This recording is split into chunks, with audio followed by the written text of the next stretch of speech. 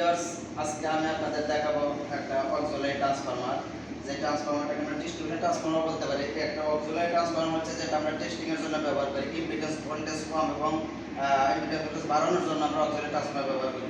তো আজকে আমি আপনাদের ট্রান্সফরমার বেসিক পরিস্থিতি সম্বন্ধে জানাবো, যেখানে যেটা আমাদের ভিজুয়াল ইনস্ট্রুমেন্ট আমরা সরাসরি দেখতে পাচ্ছেন যে একটা সরাসরি সামনে একটা ট্রান্সফরমার রেখেছি, যেটার মাধ্যমে আজকে আপনাদের বেসিক এবং যেগুলো আপনাদের ট্রান্সফরমার সামনে থাকে ভালোভাবে বুঝতে পারবেন, আপনাদের বেসিক পরিস্থিতি জানাবো।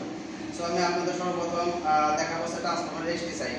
এটাকে বলা হয় ট্রান্সফরমার এসটি সাইড এবং এটাকে বলা হয় ট্রান্সফরমার এলটি সাইড। এখানে ট্রান্সফরমার কোনো লোড নেই, এই জন্য আমি হাত দিচ্ছি, অন্য কেউ আবার এভাবে হাত দেবেন না লাইনে থাকা অবস্থায়। তো এসটি সাইড এই দিকে দেওয়া হয়েছে 11,000 ভোল্টেজ এবং এই দিকে পাচ্ছে 415 ভোল্টেজ। এটা আপনারা এসটি বুশিং এটা দেখলে বুঝতে পারবেন এলটি বুশিং এবং এসটি বুশিং এর সাইজ। এবং ট্রান্সফরমার যেটা একটা অন্য একটা পার্ট, সেটা হচ্ছে আপনাদের কনজারভেটর ট্যাঙ্ক। ওটা হচ্ছে ওইদিকে একটু ধরবেন, এটা হচ্ছে কনজারভেটর ট্যাঙ্ক।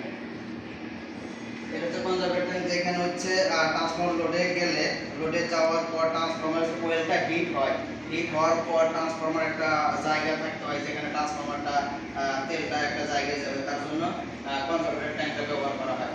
এবং পাশে যেটা দেখছেন সেটা হচ্ছে সিলিক অ্যাসিড ব্রিদার বক্স। এটার মাধ্যমে হচ্ছে ট্রান্সফরমার একটা নিঃশ্বাস দরকার। আমরা যেমন একটা নিঃশ্বাস নিয়ে থাকি, ট্রান্সফরমার একটা নিঃশ্বাস দরকার। সেই নিঃশ্বাসের জন্য যেন ট্রান্সফরমার ভিতরে কোনো প্রকার ময়লা ডাস্ট যেন না প্রবেশ করে, সেজন্য আমরা ইউজ করছি সিলিক অ্যাসিড ব্রিদার বক্স।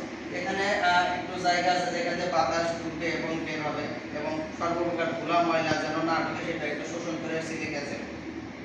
ট্রান্সফরমার আরেকটা পার্ট, সেটা হচ্ছে রেডিয়েটর। রেডিয়েটর সিস্টেম সেটা বলা হয় কুলিং সিস্টেম।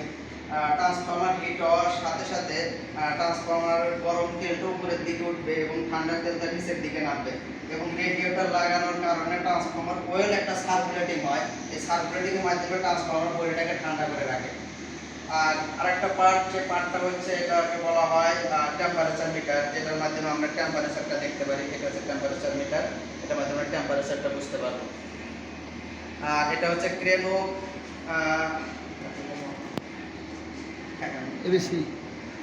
ABC transformer. এখানে যে মার্কিংগুলো করা আছে সেখানে হচ্ছে এ বি সি।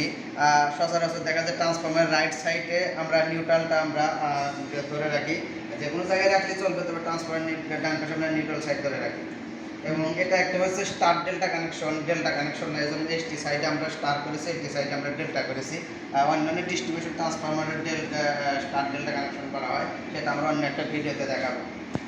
আমরা পাশে আরও কিছু জিনিস দেখাবো, সেটা হচ্ছে ট্রান্সফরমারের টেস্টিংয়ের বিভিন্ন ইকুইপমেন্ট আছে, যেটাকে বলা হয় টেস্টিং ইকুইপমেন্ট। এটা হচ্ছে আমাদের পিডিবি ওয়েল টেস্টার মেশিন।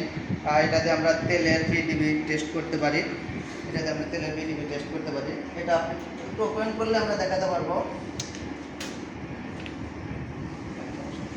একটু ওপেন করলে আমরা পিডিবি ওয়েল টেস্টটা দেখাতে পারবো। সেটা হচ্ছে পিডিবি ওয়েল টেস্ট, এটার মাধ্যমে আমরা ওয়েল টেস্ট করি। ডান পাশে এই ডেটে হইল না।